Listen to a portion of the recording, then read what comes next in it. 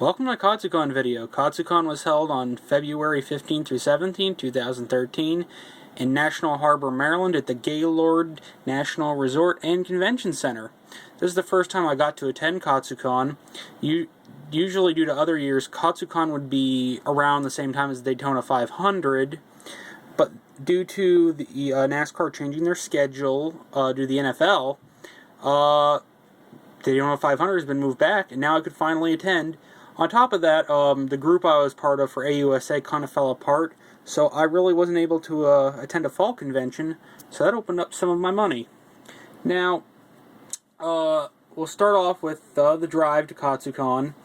Our group travels about 4 to 5 hours on average for most conventions, 3 usually at the minimum.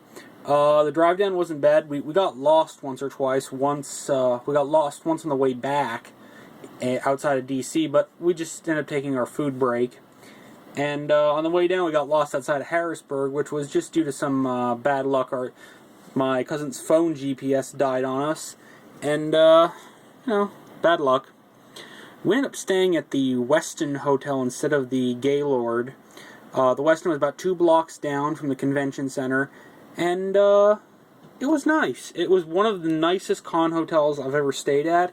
It was probably the second nicest con hotel I've stayed at. The nicest one was at ZenkaiCon 2012. Their hotel rooms were suites at a hotel a few miles away from the convention center due to some unique situations. And overall, hotel was nice. It was easy to get our baggage in. Very comfortable. Beds were comfy. So props to the Westin. Next year, though, we'll probably be staying at the Gaylord itself, just because it's a lot easier. Now, the convention was held at the Gaylord itself. I've been to a Gaylord before, and in Nashville, Tennessee, the Gaylord Opryland, which is one of their flagship hotels. And I knew it was going to be nice, but wow, I didn't expect it to be that nice. It's just huge, just tons of space, and you can see why this convention has gained such a reputation for cosplay. And I ended up walking around Thursday night a little bit just to get a feel, and it's gigantic. It's something you have to see. Now, you see, nice bag here. Now we have our books and badges. I'm going to point to the badge first, and this is what a lot of cons are starting to head towards: plastic badges. Plastic, which I am fully for. I saw these first at Anime USA 2011, and I wish Otakon would change to them. Prevent spillage. It's nothing but a good idea. And you'll notice I have a panelist badge. I was a panelist at this convention. A little more on that later. Now this is the map they included. It was a good map. The convention center was just so big, you had to take a few minutes to search around and really, kind of get a grasp on where you were going. This is the schedule booklet. I liked the color coding. It was easy to follow. Nothing but good stuff here. They already announced next year's Katsucon dates in a little square box here, which is going to be the 14th through 16th, 2014, which means it's not probably going to match up with the 500 again. So there's a chance I'll be attending this convention again. As you can see, nice schedule, and they did some general stuff here in the back. They did not have guidebook, which I understand why a lot of conventions aren't doing it. Guidebook is ridiculously expensive, but it wasn't hard to use. You just had to bookmark their website, but still, I think it was an inconvenience, and you gotta look at guidebook. You really have to. It's just a necessity. It makes life so easy. Now, this is the program book itself.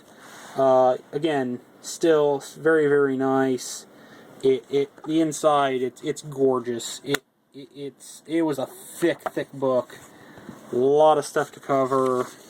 A lot of just a lot of stuff here. All good stuff. Now we'll just return the map here just for some eye candy. And moving on, dealer's room, which was down on the lower level. Wasn't a bad dealer's room. Had a good amount of stuff. It was a little small, though, in the overall scheme of things. I'm actually going to do a separate video for what I bought. I actually picked up a few items. Artist Alley was Artist Alley. I didn't buy a lot in there. I looked for some stuff for some of my other friends. Yeah, I saw some nice artwork. It was an Artist Alley. The rave was actually held in an interesting location. It was actually held in the back of the game room, which, that's unusual. And before you even entered the game room, you had to do a bag check, which wasn't thrilling, because the other day I walked right in there and no one asked questions. I walked in, I believe it was Saturday, and you had to immediately bag check, which was kind of inconvenient. The rave Friday was, I walked in there, and Friday night the rave was not that good. Crowd, I walked in late. I think it was about 2 a.m. The crowd was small. It didn't seem the music was very good. Saturday was extremely busy.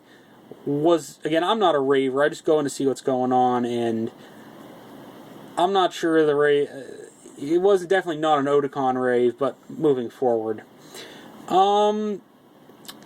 Panels. There was so much to do at this convention. Again, I'm going to open up the map.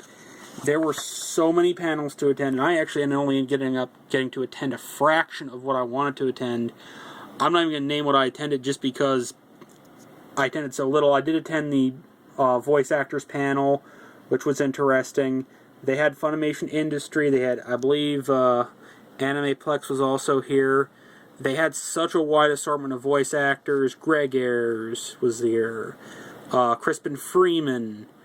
They just had Steve Bloom. There was so much to do that it was hard to sit down and just go to things.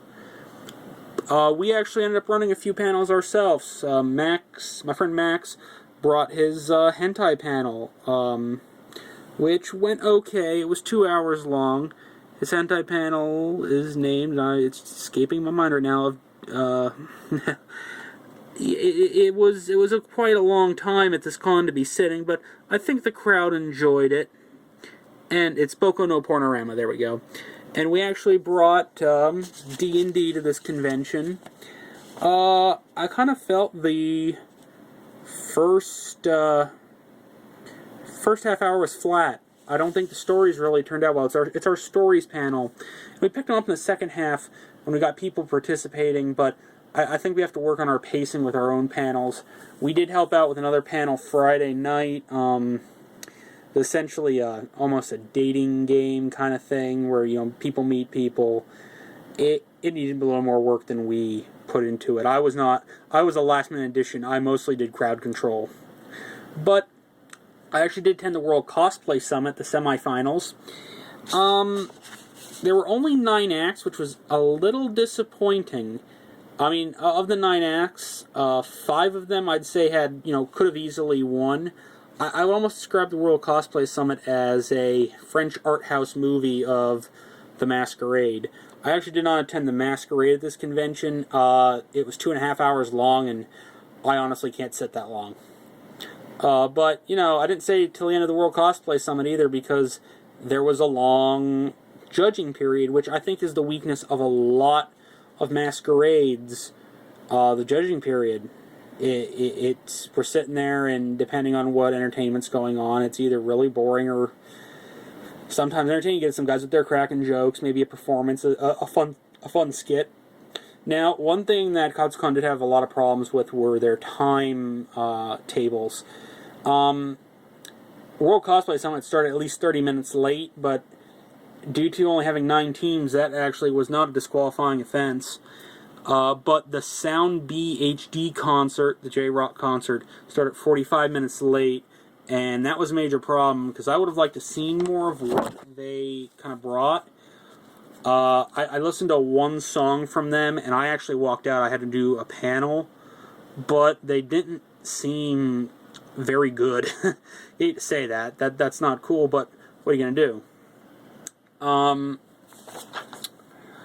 I ended up taking a lot of pictures. I like taking pictures. I'm not sure this set was the most successful set because there's just so many photographers at this convention.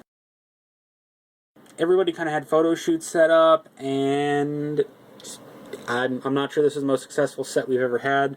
Wasn't used to some unique lighting situations.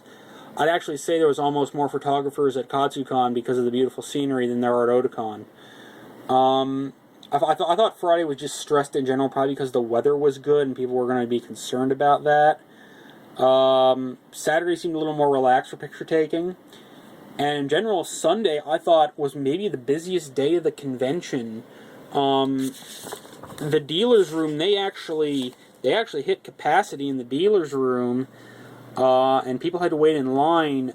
The only other con I've ever seen Sunday be the busiest day was New York Comic Con in 2010 when I attended. Now, there is unfortunately one incident that is causing a bit of controversy. The BBYO, which is a Jewish youth group for high school students, was also having their conference at the same time. And this is, I've actually experienced stuff like this before, but not to this extent. There were 1,500 students, along with various chaperones and people with them. And they ended up renting the area which is known as the gazebo at Otakon, Katsucon, which caused a big stink. And there's a lot of controversy going on.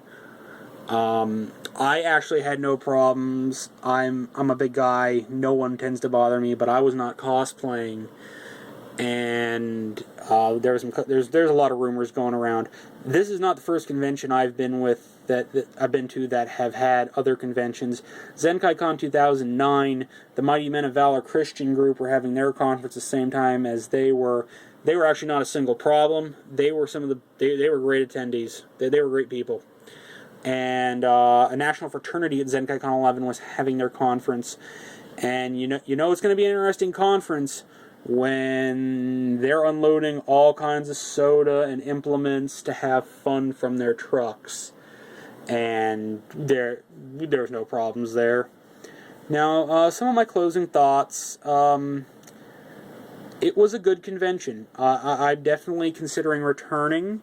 There was actually maybe more guests than they needed. There was just so much to do and see, and I can see why this con is going to be, it is one of the most heavily attended cons in the United States right now. I fully understand why, and we'll just kind of have to see where this convention goes. I hope to return. I just can't say yes because I have some friends who want me to attend Anime USA in the fall. But, budget-wise, I came in way under budget. I was expecting Otakon prices, or Otakon money spent, and I ended up spending what I usually, on average, spend at a convention, which is about $400 for room, parking, gasoline, food. Food was very expensive. I ended up eating Baja Fresh a lot. That's one of the first times I've had Baja Fresh. It's actually pretty good and a lot better than Taco Bell. Could have been a little more spicy. But, my final thoughts will be, and this is the sad part, this convention probably killed off Setsucon for several of the people I travel with. It's going to cause a further schism. For those who know, not Setsucon is a convention in January at around Penn State University. They're run by the Penn State Anime Organization. And there were a few people in this group that didn't attend Setsucon for various reasons this year, and this con probably sealed that they will not be attending Setsucon again. They were impressed with this convention. Everyone in our group had a good time. If you couldn't have had a good time at this con, yeah, I don't know what to tell you, because it was just good. And it's a sad time because we're one of the cons that a lot of us have attended for many years might be falling to the wayside just because Katsucon brought a good product. They had a lot to do.